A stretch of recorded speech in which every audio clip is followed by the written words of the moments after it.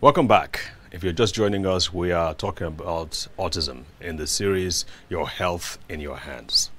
So, we kind of established that the first thing you want to do is to try and get the stuff out of your gut.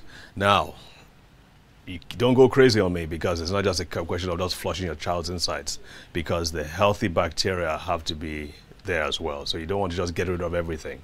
And so there are certain supplements, there are certain approaches that can help to reestablish the what is known as the gut flora, the gut environment. So you need things like enzymes, probiotics, and other things that can help to reestablish a good, healthy gut environment. Some children simply lack the enzymes to digest food particles. And so sometimes that food particles can get into blood. Those undigested food particles can actually get into the bloodstream and actually go to the brain. Now, there's supposed to be a barrier here, but this barrier doesn't always work. It's called the blood-brain barrier, BBB. But from what we've seen, there can be a lot of the continual damage as a result of all these chemicals and these bugs. By the way, bugs and viruses and bacteria also secrete some really bad toxins, so they can get into the blood and actually affect the brain. The BBB doesn't work as well.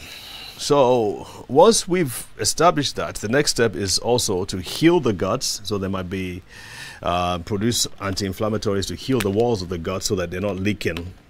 There's a term called leaky guts. Again, there are certain things we can do to help to improve and close up those holes and enable it to get back. Now, back to the brain.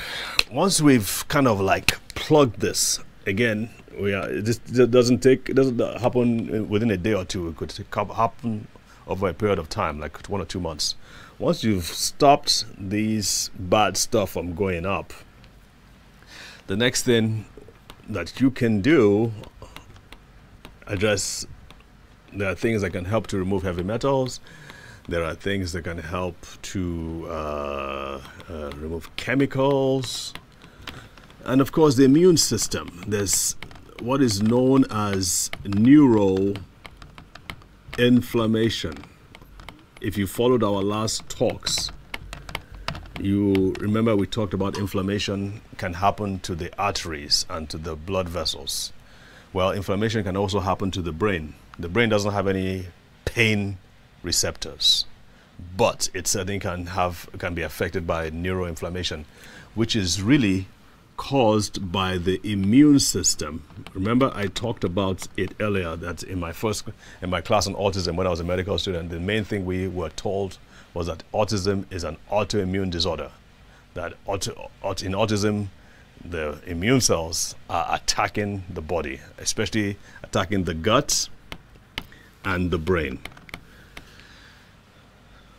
There are special agents that can also help to reduce the attack by this immune system and actually basically rein the immune system in so that it doesn't attack itself like it was doing before.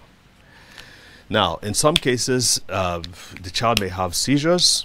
And once those are diagnosed, the doctor, especially if you notice it's like, for instance, those seizures may not be this wild, aggressive seizures where the child is thrown on the floor and is foaming out of the mouth. They could just be subtle signs, like child will just go blank. Maybe he may be walking around or sitting down and just goes blank, just stares into space for a few minutes. That could be a seizure. So when you notice these things, be sure to go see the doctor, because there are medications that can actually address seizures. So, again, you've got to be patient. This doesn't happen all of a sudden.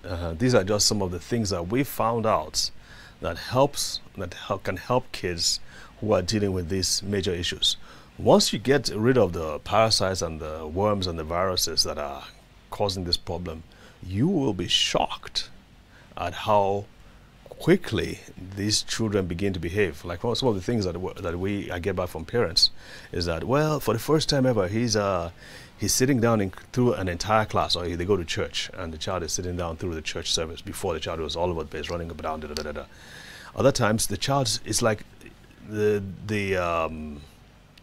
one of the things they say is that the child is like he's coming out of a fog. For instance, he's just understanding what we're saying to him for the first time. We don't have to say the same thing over and over again to him.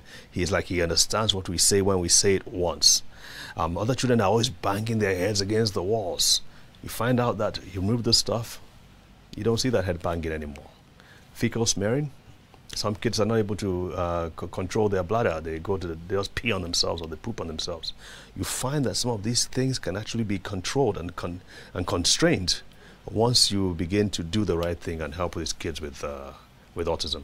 So those are just a few tips. I hope I haven't thrown too much at you. This was just one show, but if you have any questions on that, let us know. Send in your comments and all that, and we will hopefully address each of them and get back with you. So again, thanks for joining us. This is Your Health in Your Hands, and I'm Dr. David Ajibade with the Brain and Body Foundation.